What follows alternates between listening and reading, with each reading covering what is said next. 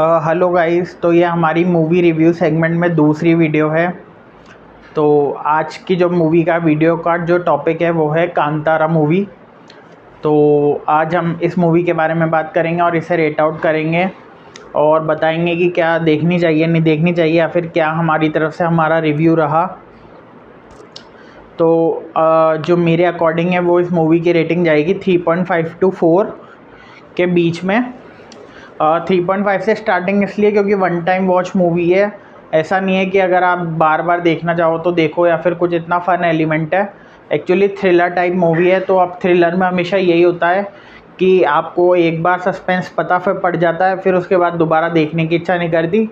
और ज़्यादा फ़न एंटरटेनिंग भी नहीं है कि हम जोक्स के लिए या दोबारा हंसने के लिए देखें, इसलिए 3.5 से रेटिंग स्टार्ट करी है मैंने।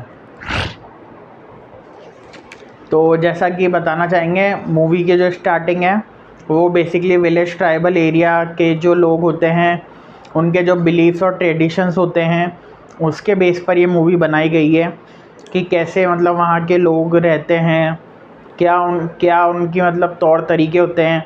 आज भी ऐसी जगह है इंडिया में प्रेजेंट में अवेलेबल जहाँ पर भी लोग ऐसे रहते हैं। और अपने मतलब इस मूवी में जो है बेसिकली एक उनके जो भगवान होते हैं, देव होते हैं, वो उनको पूछते हैं और वो उन्हें हर चीज़ से प्रोटेक्ट करते हैं। और वो किसी मतलब मनुष्य के रूप में या किसी ह्यूमन बीइंग के रूप में आते हैं, किसी में आते हैं और फिर सबको प्रोटेक्ट करते हैं। तो आज भी देखा जाए तो ये चीज़ें, हाँ, ये चीज़ें कोई फिक्शन नहीं है, ये चीज़ें आज भी अवेलेबल हैं। तो जो दिखाया गया है कम से कम वो सही तो है, क्योंकि मैंने भी देखा है कि आज भी कुछ समाज में होता है ऐसा कि उनके जो भगवान होते हैं, देव होते हैं, वो कुछ कुछ लोगों में आते हैं और आशीर्वाद देते हैं, ब्लेसिंग्स देते हैं, अच्छा बता के जाते हैं कैसे चलना चाहिए, क्या हमें फॉलो करना चाहिए, क्या रिचुअल्स होने चाहिए, क्या हमारे एथिक्स और मॉरल्स और वैल्यूज़ होने चाहिए। तो वो सारी चीज़ें गाइड करके जाते हैं और टाइम टाइम पे प्रोटेक्ट करते हैं। मेरे खुद के फ्रेंड्स भी हैं, मतलब खुद के फ्रेंड्स की मैंने उसमें भी देखा है, फैमिलीज़ में भी, जहाँ पर मैंने ये सिनेरियो भी देख रखा है। तो हाँ, ये बात सच है। और अब जैसे हमारी जैसी सिटीज़ में भी ये चीज़ देखने को मिली है। तो जैसे वही चीज़ अगर एक फ़िल्म में भी मिली है देखने को, तो पता पड़ता है कि मान्यता कब से है और कितना पुराना है। तो यही इस मूवी में बताया गया है बेसिकली। और एंड में यही होता है कि जब क्वेश्चन अराइज होता है कि ये इंसान बोल रहा है या फिर अंदर के देव बोल रहे हैं, तो वो अपने आप को भी उसमें उसको प्रूव करने के लिए अपने आप को भी बर्न कर देते हैं, जला देते हैं, सिर्फ ये चीज़ दिखाने के लिए कि जो वो आते हैं वो गलत नहीं है और जो भी उनकी जो पॉसिबिलिटी, वो फ्यूचर पॉसिबिलिटी बताते हैं, जो भी वो प्रेडिक्ट करते हैं वो सच होता है। तो ये चीज़ है। तो ये मूवी के बारे में है जो मैंने थोड़ा बहुत ग्लिम्स आपको दिया। ओवरऑल मूवी अच्छी है, लास्ट तक सस्पेंस है मूवी में, वर्थ इट है देखना। अगर एक बार भी देख रहे हैं, वन टाइम वॉच भी है, तो वर्थ इट है देखना।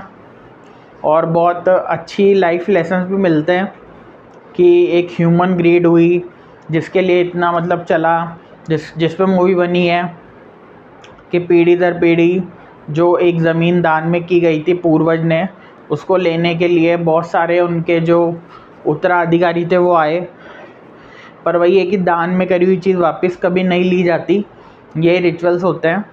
तो उसमें भी यही हुआ कि जब जब उन्होंने लेने की कोशिश करी तो उनको बैड फेस कम देखना पड़ा, आउटकम देखना पड़ा, जैसे कि मौत, एट द एंड रिज़ल्ट वही। और एंड तक भी 3 पीढ़ी में बार बार ये चीज़ हुई, तो 3 पीढ़ी तक उन्होंने यही दिखाया कि बुरे काम का बुरा नतीजा होता है और फिर जो बात पूर्वज करके गए उन्हें ओबे करना चाहिए। एक थोड़े से लालच के चक्कर में उन्होंने अपनी जान भी गंवा दी, तो ऐसी ज़मीन भी किस काम की जो आप अपने ही परिवार से लड़ाए या फिर जो खुद की जान की अगर हानि पहुंचाए, तो फिर ऐसी ज़मीन भी किस काम की। और यही चीज़ें हमें खुद को भी सीखनी चाहिए मूवीज़ के थ्रू कि एक ज़रा सी प्लॉट के लिए, एक ज़मीन के लिए हम लोग फैमिलीज़ में लड़ते हैं, भाई भाई में झगड़े होते हैं और फिर एट द एंड रिज़ल्ट कुछ नहीं होता, आप अलग हो जाते हो, फैमिली अलग हो जाती है और जब तक रियलाइजेशन होता है तब तक सब काम हो चुका होता है और एट द एंड फ़ायदा किसी को नहीं मिलता। आप बिल्कुल एक कट के हिस्से की तरह कोने में पड़ जाते हो और फ़ायदा किसी को नहीं होता, बस तुड़ाने वाले खुश होते हैं। बाकी जिनके महल बिक जाते हैं, वो एक बार राजा के पद हटा और फिर उसके बाद यही होता है कि आप राजा तो रहे नहीं। और ये ज़माना भी अब वैसा रहा नहीं।